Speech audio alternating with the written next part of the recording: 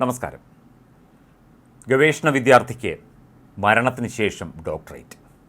7 വർഷത്തെ കഠിന പരിശ്രമത്തിനൊടുവിൽ ഡോക്ടറേറ്റ് ബഹുമതി ഏറ്റുവാങ്ങും മുമ്പ് മരിച്ചുപോയ ഗവേഷണ വിദ്യാർത്ഥിനിക്ക് മരണാനന്തര ബഹുമതിയായി PhD നൽകാൻ കാലിക്കറ്റ് സർവകലാശാല തീരുമാനിച്ചു.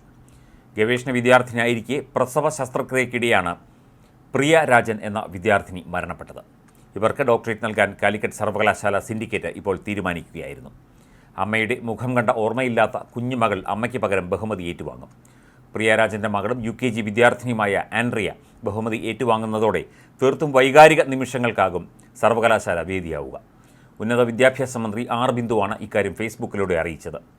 മകൾ ബിരുദം ഏറ്റുവാങ്ങുന്ന നിമിഷം എത്ര വൈകാരികമായിരിക്കുമെന്ന് ഇപ്പോഴേ അറിയാനാവുന്നു എന്നും മന്ത്രി കുറിച്ചു. ഇരിങ്ങാലക്കുട ക്രൈസ്റ്റ് കോളേജിൽ ജന്തുശാസ്ത്ര വിഭാഗം ഗവേഷണ വിദ്യാർത്ഥിനിയായിരുന്നു പ്രിയരാജൻ. 2018 ജൂലൈയിലാണ് മരണത്തിന് കീഴടങ്ങിയത്. പ്രിയയുടെ മരണത്തിന് മുൻപേ തന്നെ പ്രിയ സമർപ്പിച്ച പ്രബന്ധം സിൻഡിക്കേറ്റ് അംഗീകരിച്ചിരുന്നു. എന്നാൽ ബഹുമതി സ്വന്തമാക്കും മുന്നേ പ്രിയയെ മരണം തട്ടിയെടുത്തു.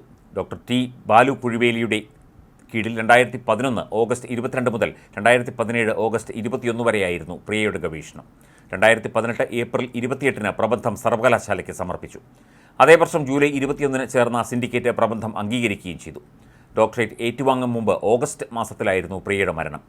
ഗവേഷകയുടെ അഭാവത്തിലും പ്രബന്ധത്തിന് ഡോക്ടറേറ്റ് നൽകാൻ ഡോക്ടർ ബാലു T. കുഴിവേലി നൽകിയ അപേക്ഷ സിൻഡിക്കേറ്റ് അംഗീകരിക്കുകയായിരുന്നു. വാചാപരീക്ഷയും മുഖാമുഖവും ഒഴിവാക്കി ഡോക്ടറേറ്റ് നൽകാനുള്ള അപേക്ഷയിലാണ് VCയുടെ നിർദ്ദേശാനുസരണം സിൻഡിക്കേറ്റ് തീരുമാനമെടുത്തത്. തൃശൂർ ജില്ലയിലെ ചേമ്പുക്കാവ് ആലക്കപ്പള്ളി AT രാജൻ മേഴ്സി ദമ്പതികളുടെ മകളായിരുന്നു പ്രിയ. പയസ് പോളിൻ്റെ പത്നിയാണ്. ഗവേഷകയായ അമ്മയുടെ ഏറെനാളത്തെ സ്വപ്നമാണ് മകൾ ആൻഡ്രിയ ഏറ്റുവാങ്ങാൻ പോകുന്നതെന്ന് നമുക്കോരോരുത്തർക്കും എക്കാലത്തേക്കും പ്രിയതരമായ ഓർമ്മയായിരിക്കും എന്നുറപ്പാണെന്നും മന്ത്രി ബിന്ദുവിൻ്റെ കുറിപ്പിൽ പറയുന്നു.